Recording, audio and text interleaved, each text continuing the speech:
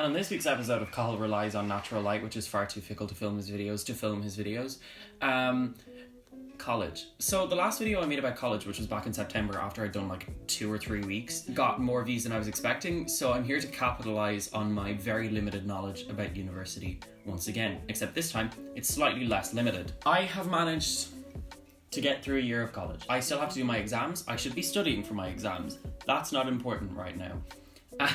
Yeah, it is. And I'm really bewildered by this because my degree is 3 years.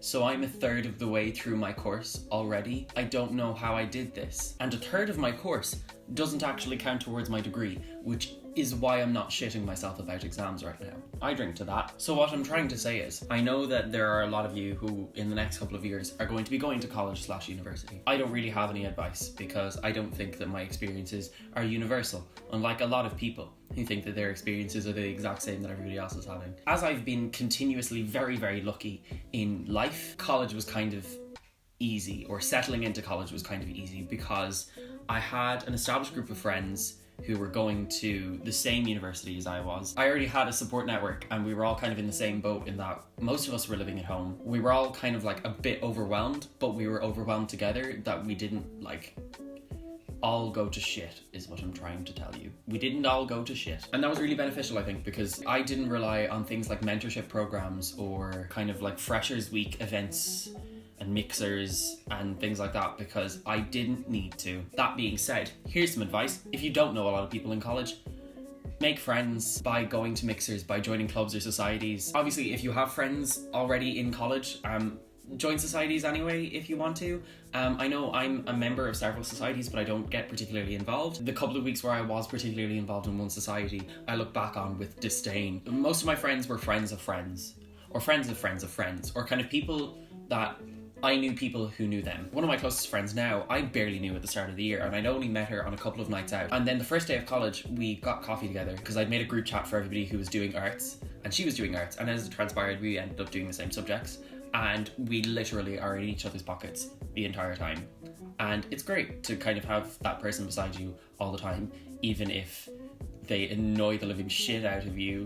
I'm calling you out, Quillen. Like, I have friends now who I didn't know at all, and I'm shocked that I made friends. And that sounds really stupid, but of course I made friends. It's mad. It's mad.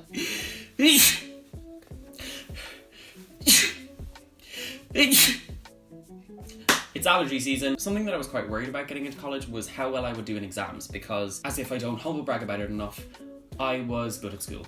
I was kind of consistently good at all of my subjects, and it kind of caused me to have a lot of confusion about what I wanted to do with my life, because realistically I could have done anything. So I ended up doing something that I really wanted to do because I wasn't pushed to do something because it was of high points, which is what a lot of people would assume, but we're not getting into the discussion now. This week and next week I have a multiple choice exam, and then next week I also have an essay-based exam. That's for English. So my psychology exam is next week, and this week I have my sock and ball exam. It's multiple choice questions, which I'm naturally good at because it's just simply information, no elaboration. It's fact or it's not. Something that I really began to notice when I got my Leaving Cert results back is that I'm not very good at writing essays under time pressure.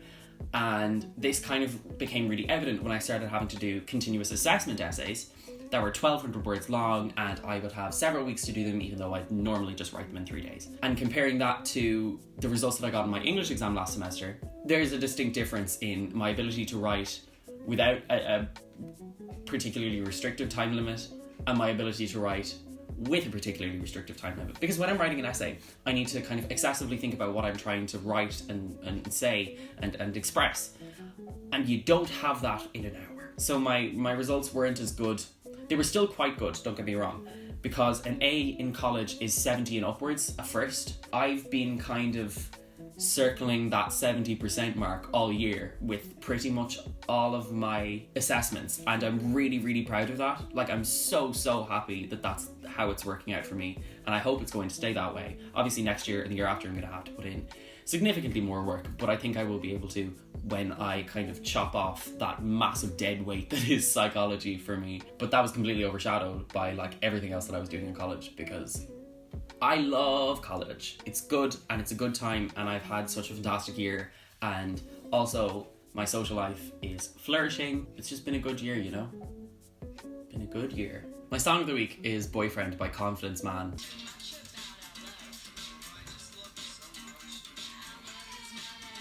It's just a bop, and I can't wait to play it on the radio. Oh, that's another thing that I've been doing in college. I joined my friend's radio show because there's a college radio station. If you want to listen in, it's called Flirt FM. We're on every Monday from 6 to 8. We're going back on the 7th of May. I'm going to leave a link below because I'm really proud of what I've achieved in that show also because I'm just really cool. See you next week. Goodbye!